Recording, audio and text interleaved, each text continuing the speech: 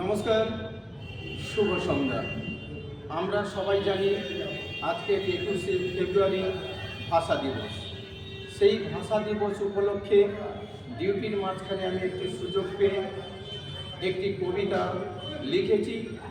সেই কবিতাটি আপনাদের সবাইকে শুভেচ্ছা জানিয়ে আপনাদের সামনে পাঠ করে শোনাচ্ছি।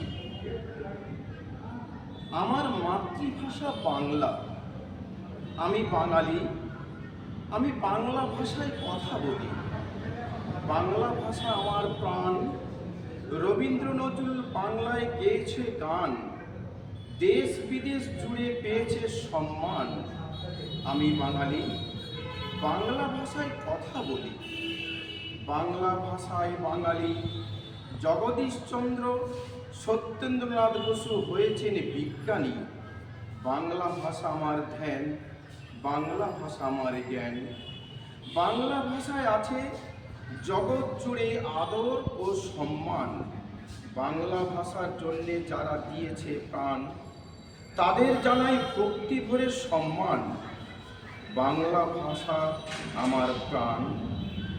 21শে ফেব্রুয়ারি ভাষা দিবসকে জানাই সম্মান, শহীদদের জানাই শতকোটি প্রণাম।